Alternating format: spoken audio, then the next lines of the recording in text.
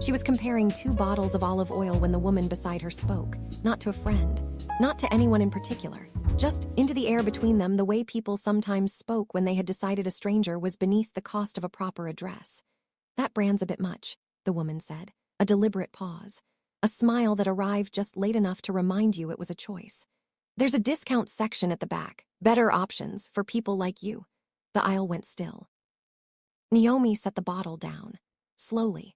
She turned to face the woman completely, not in anger, but with the precise, unhurried attention that had made surgical residents stand straighter and senior consultants reconsider their conclusions mid-sentence. The specific quality of focus that belonged to someone who was never, under any circumstances, afraid of what she found. "I want to make sure I understand what just happened," Naomi said. Her voice was even, conversational almost. "Looked at me, formed a conclusion about what you saw, and then said it out loud." A pause. To a stranger. Another pause. In public. Woman Danielle Voss, though Naomi didn't know that yet, kept the smile in place.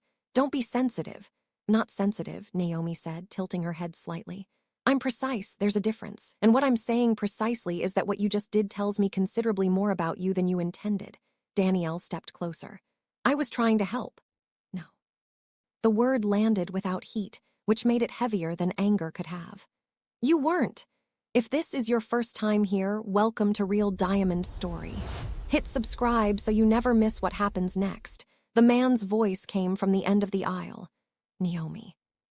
Marcus Harlow stood at the far end of the produce section in dark weekend clothes, a basket in one hand, watching the scene with the specific, unhurried stillness of a man who had walked into many rooms and understood immediately what each one required. He moved toward them, not quickly, just certainly. He stopped beside Naomi, not in front of her, beside her. He looked at Danielle for exactly 3 seconds. He said nothing. He didn't need to. The weight of his presence, the particular gravity that came not from wealth or height, but from the absolute absence of performance, did everything words would have cheapened. Something moved across Danielle's face. Recognition. The slow, devastating kind, because she knew that face. Not personally, but through her older sister, Claire, who had kept photographs she should have thrown away and spoken a name for years in tones that moved through longing, then through bitterness, and finally settled into the controlled, polished fury of a woman who had decided fury was more dignified than grief. Marcus Harlow. Claire's ex. Claire, who had never fully let go. Danielle's mouth opened. Nothing came out. Naomi reached into the basket, placed the olive oil inside with the steady calm of a woman who had already finished the conversation and had nothing left to say to anyone remaining in this aisle except him. "No problem," she said. "We're done here." They walked away together, past the displays, past the other shoppers who had found very interesting things to examine in their immediate vicinity, past Danielle Voss, standing alone between the produce and the slow, terrible weight of what she had just understood. Some people walk into your life and show you exactly who they are. Others spend years concealing it. But in a grocery store on an ordinary Saturday morning, Danielle Voss had revealed herself completely, and she had no idea yet what she had just set into motion. 1 month. That was how long Naomi Harlow, the name still arriving with a small, quiet recognition every time she encountered it on hospital paperwork, on his mother's contact in her phone, on the card the billing department had updated, had been married to Marcus.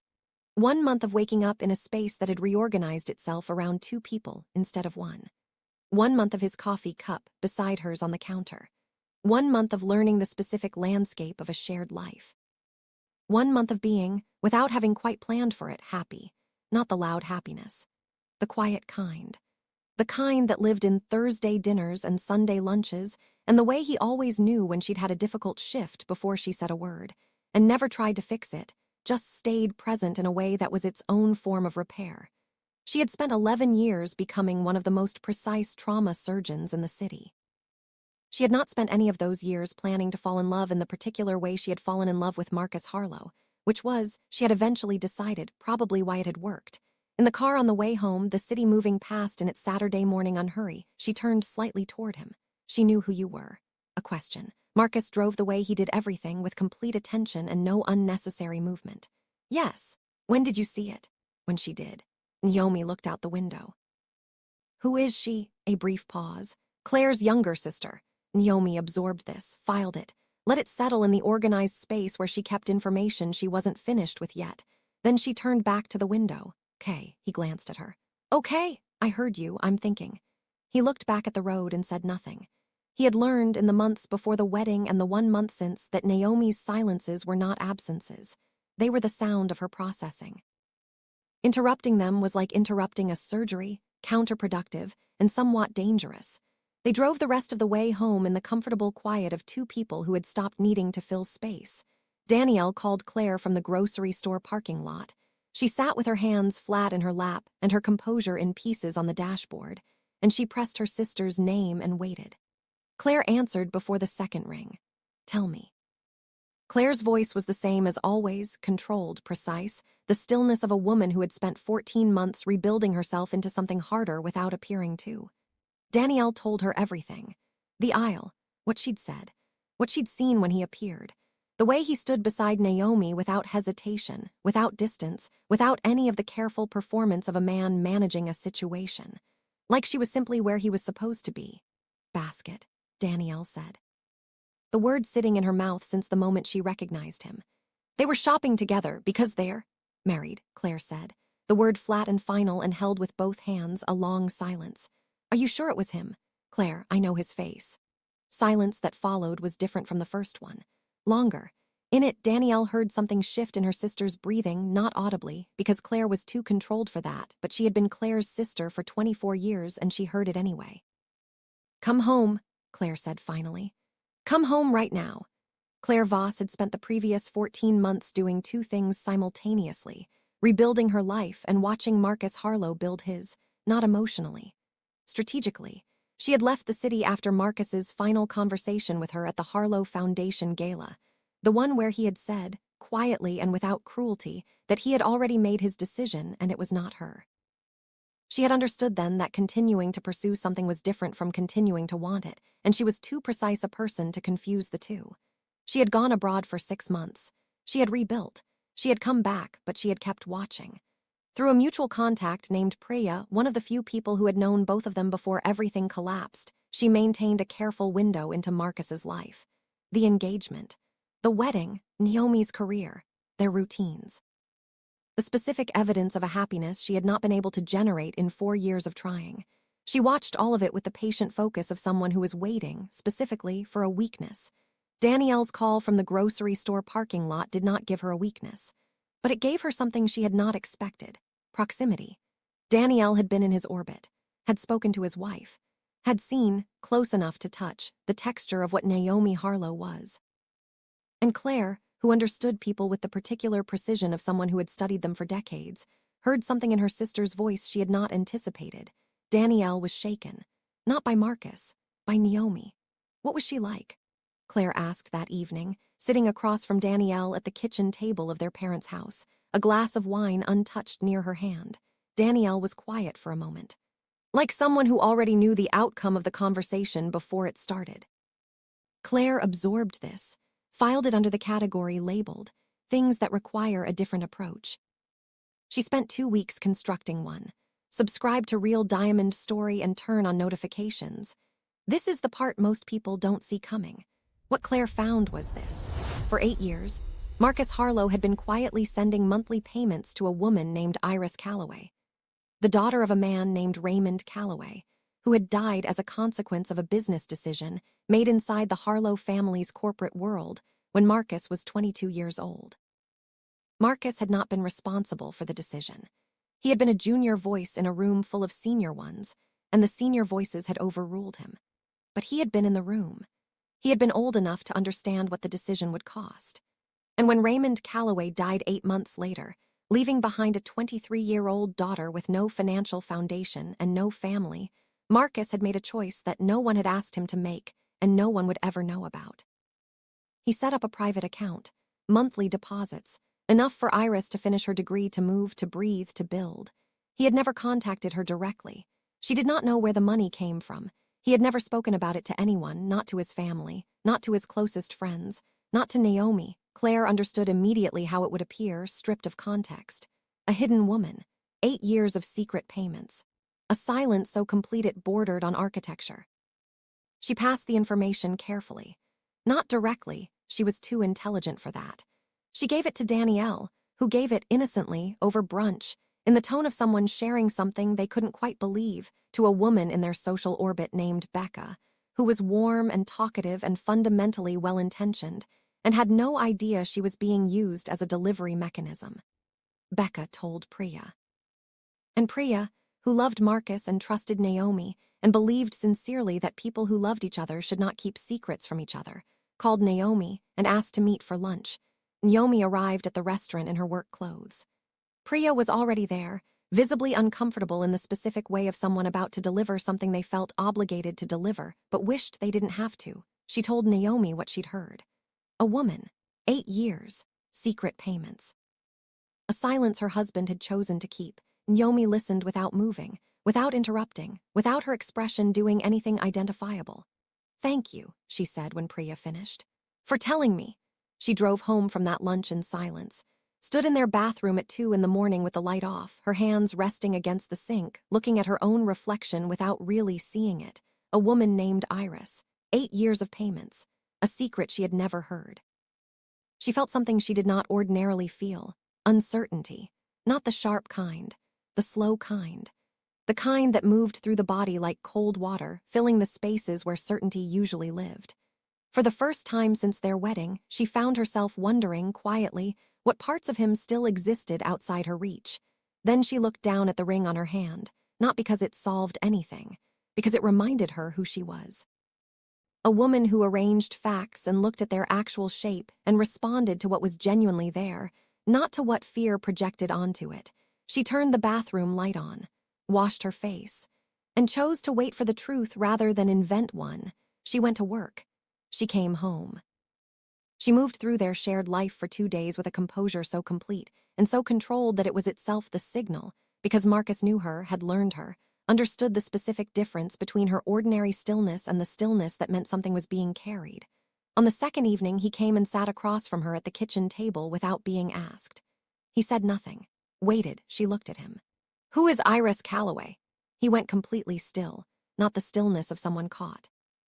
The stillness of someone who has been dreading a word and is simultaneously, somewhere beneath the dread, relieved to finally hear it. He told her everything. Sitting at the kitchen table, in the apartment that was theirs, in the city that was theirs, in the life they had been building together for 1 month officially and considerably longer than that in every way that mattered. He told her about Raymond Calloway, about the meeting, about the decision that had been made without him and because of him and over his objection, about Iris at 23, alone, without the infrastructure her father's position had provided, about the choice he had made not out of guilt alone, but out of the specific moral urgency of a young man who understood that he could not undo what had been done but could not, in good conscience, do nothing. He told it plainly, without defense, without performance. Without the careful management of someone trying to control how the story landed. When he finished, there was a silence. Naomi looked at her hands on the table, then at him. "Why didn't you tell me?" "Because it happened before you, before any of this." A pause. "Because I didn't know how to introduce it into a conversation without it becoming something it isn't. And because," another pause, longer, "I was afraid of exactly this. Not of you knowing, of you finding out before I could tell you. Of someone else getting there first. Someone did get there first." He held her gaze, didn't move from it. "And that is the only thing I did wrong. Not keeping it from you. That was the mistake." Naomi sat with this. She was not a woman who made decisions inside the heat of feeling. She was a woman who took information and arranged it and looked at its actual shape and responded to what was genuinely present rather than what fear projected onto it. A man who at 22 had tried to stop something and failed. Who at 23 had taken responsibility for a consequence he did not cause.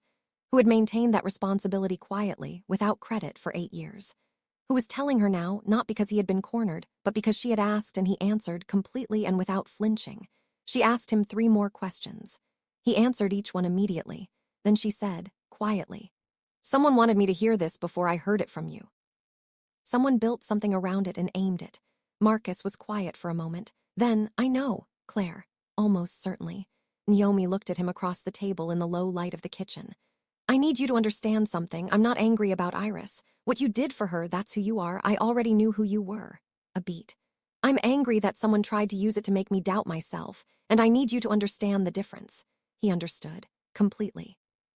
That night, Marcus called Priya first. The conversation was quiet and final in the way serious conversations between old friends were. Priya understood immediately that trust had been damaged, even unintentionally. She had been used. They both knew it. Marcus told her she was not the target of his anger. She was not comforted by this as much as she had hoped. He called Claire next. She didn't answer. She saw his name on the screen, watched it ring, and understood in the space of that silence exactly what had happened. Naomi had gone to him directly. He had told her everything. The foundation had held. She put the phone face down on the table and sat in the dark for a long time. If you're feeling this story, like the video and subscribe to Real Diamond Story. There are people in your life who need to see this one. The Harlow Foundation's annual spring reception was held 3 weeks later at a venue across the city from the gala, where this had all quietly begun. Same world. Same architecture of wealth and influence, and the practiced social performance of people who moved through it as its natural inhabitants. Claire had found her way onto the periphery of the guest list through a connection she had cultivated over the preceding month. She arrived composed, hardened in the way the past 14 months had hardened her, not visibly, which was the point.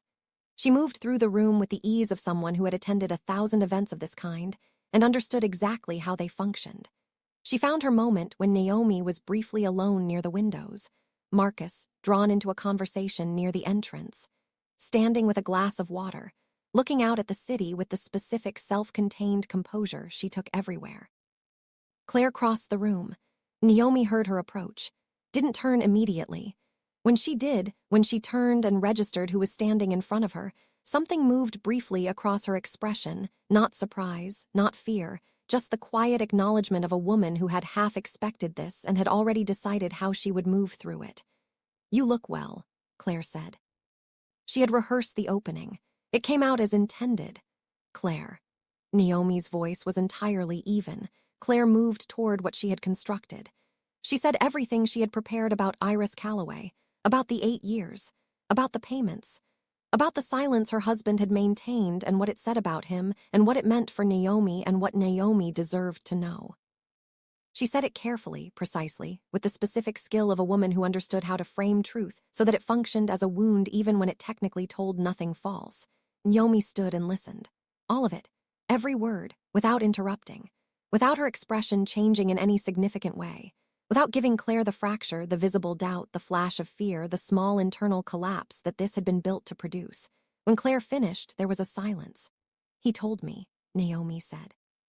Claire's face moved. 3 weeks ago, at our kitchen table, everything, all of it.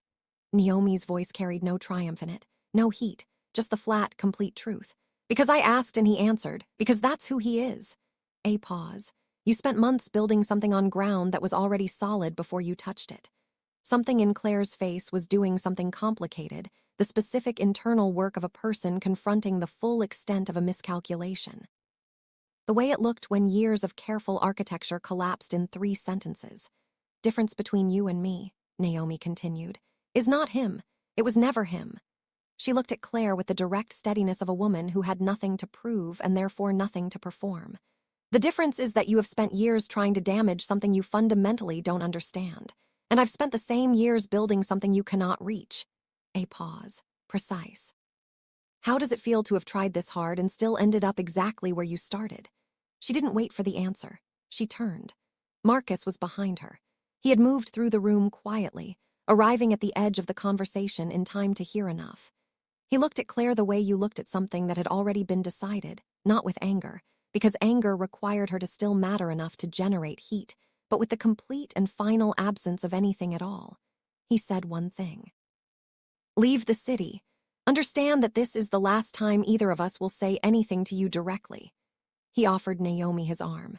She took it. They walked back into the room. Behind them, Claire Voss stood at the windows where Naomi had been standing and looked out at the city that had closed around her as completely and as quietly as water closing over a stone. The consequences arrived without announcement. Over the following weeks, every door Claire had rebuilt over 14 careful months began closing one by one. Calls that were not returned. Events she found she had not been invited to. Introductions that did not materialize. No threats. No confrontations. No public drama. Just the silent, absolute reality of what it meant to be permanently removed from Marcus Harlow's world, which was, she discovered, considerably larger than she had understood it to be. Danielle called her twice. Claire didn't answer. She had nothing left to say to her sister that wouldn't require admitting what she had built, and used her for, and what it had cost them both. She sat in her apartment for a long time in the particular quiet of someone who has tried very hard at something, and lost not in a single dramatic moment, but in the slow accumulation of every choice that led there. Don't miss the next chapter, subscribe to Real Diamond's story, and hit the bell icon right now. 6 weeks after the foundation reception, Naomi's phone rang at 3:11 in the morning. She was awake before the second ring, sitting up before the third, reading the screen as she moved, trauma bay, incoming. Her name on the rotation. She was in her car in 4 minutes. The bay was already in motion when she pushed through the doors. She took the chart from the resident without looking at the table, read the vitals, read the damage, built the operational picture in the time it took most people to find a parking space. Then she looked at the face, something registered. Filed. Set aside, Danielle Voss. A car accident on the highway. The damage was serious in the specific way that required exactly the skills Naomi had spent 11 years building. The wrong decision, or the slower one, or the less experienced one, would cost this woman her life. The right decision, made quickly, precisely, without hesitation, had a reasonable chance of preventing that. Danielle was conscious enough to recognize her. Their eyes met for 1 second. In Danielle's face, beneath the pain and the fear, was something exposed and specific and terrible. The look of a woman who knew exactly what she had done and was now, entirely and helplessly, at the mercy of the person she had done it to. Naomi looked at her for 1 second, then she put on her gloves. "Let's go," she said to her team. "Talk me through it." 3 hours and 40 minutes. In the operating room, Naomi became exactly what she had trained herself to be for 11 years. Focused, precise, completely unmoved by anything that was not the work in front of her. Danielle Voss was the patient on the table.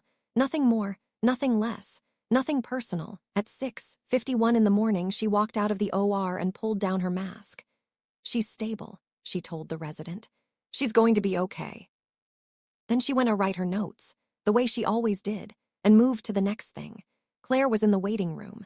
Naomi saw her from the corridor before she pushed through the door. Claire was sitting in one of the standard plastic waiting room chairs with her coat still on, and her hands folded in her lap, and the specific stillness of someone who had been sitting in the same position for a very long time with something very heavy. She had been called when the accident happened. She had driven 2 hours through the dark.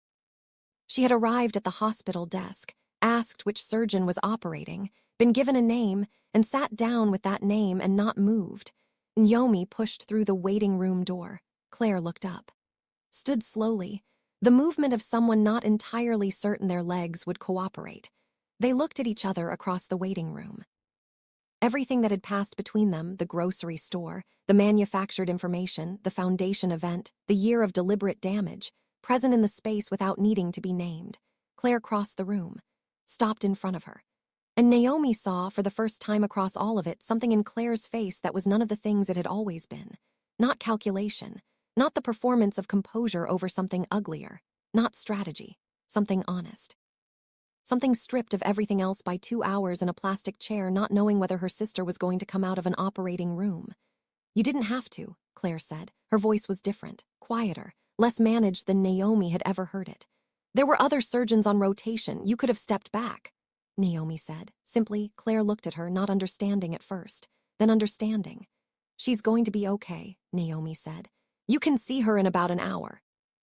A nurse will come find you." She turned to go. "Naomi." She stopped. The sound of her name in Claire's voice, stripped of everything, just the word, was different from every other time it had been said between them. She didn't turn immediately, waited.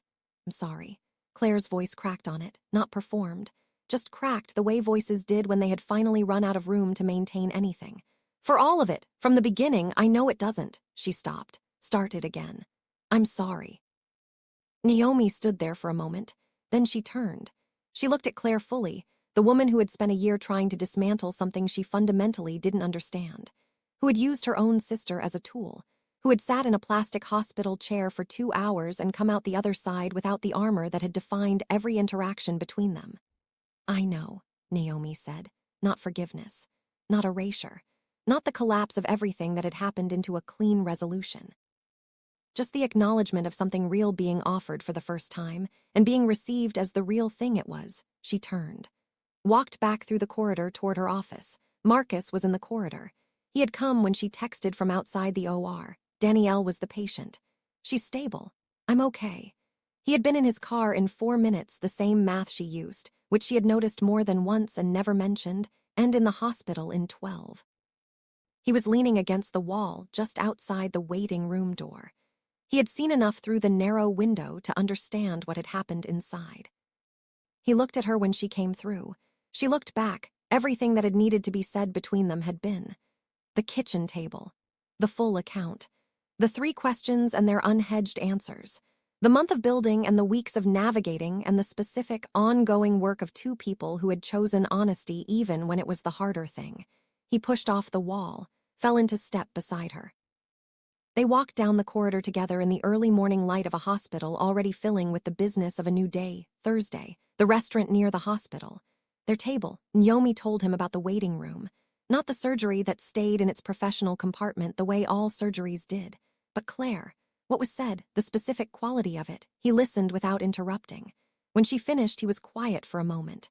Do you believe her? He asked. The apology. Naomi considered this seriously, the way she considered everything seriously. I believe she meant it in that moment. Whether she knows what to do with it afterward, that's her work to do, not mine. He watched her across the small table. You never stop, he said. Stop what? Being exactly who you are, regardless of what's in the room, regardless of what it costs. You just are. She picked up her fork, considered this. Someone has to be. He watched her. The restaurant was quiet around them. The city moved past the window behind her. Yes, he said. Someone does. Under the table, he reached for her hand. She let him take it. There was one question she had not asked him yet. She had been carrying it since the kitchen table, keeping it in the organized space where she kept things she wasn't ready to open. Did you ever want to go back to her, to Claire, after it ended? Did any part of you? No, he said, without hesitation, without softening it. Not once, not for a single moment. What I felt for her, it wasn't what I thought it was. I understood that the moment I understood what this was. Naomi looked at him. You should know, he said, that she was never what I was looking for. I just didn't know yet what I was looking for. She looked down at their joined hands on the table, then back up at him. Love you, she said. Love you, he said. I have loved you since before I had the language for it, and they cannot make me lose you, no version of this. No one. She smiled, small. Real, the kind that didn't need the room to see it. They won't, she said. The Harlow house was louder than usual that Sunday. His younger brother was arguing passionately about something sports-related from across the dining room table. His mother was pretending not to take sides while very clearly taking sides. Someone in the kitchen dropped something metallic. Someone laughed too hard at something that genuinely wasn't that funny. The dog was in a place the dog was not supposed to be, and everyone was pretending not to notice. Naomi sat beside Marcus at the center of all of it, her sleeves rolled slightly back, a glass of wine near her hand, watching the room with the quiet expression of someone who still occasionally noticed, with something that was not quite disbelief and not quite gratitude, but somewhere exactly between them. The life she had somehow become part of. At one point, Marcus's mother reached across the table to move the bread basket closer to Naomi and said, almost absent-mindedly, the way people said the truest things, "You've made this house feel full again." Table quieted for half a second, not awkwardly, just enough for the words to land. Naomi looked up. Marcus looked at his mother. His father, who had measured people carefully and deliberately for decades before allowing them into his world, and whose endorsement arrived not in speeches, but in the particular quality of his attention, simply nodded once and continued eating, which somehow made it matter more than anything spoken could have. Under the table, Marcus's hand found Naomi's. Not possessive, not performative. Just there, the way the truest things were just there. Outside, the city moved through the evening beyond the windows. Inside, for the first time in a very long time, everything that mattered felt settled, not resolved, not finished. Life was not a story that resolved, but settled the way a foundation settled into ground, becoming something you could build on, something that held. Was there ever a moment you thought she wouldn't hold it together? Tell us in the comments below. Subscribe to Real Diamond Story and never miss a story like this one. Hit the bell, we drop new stories every week.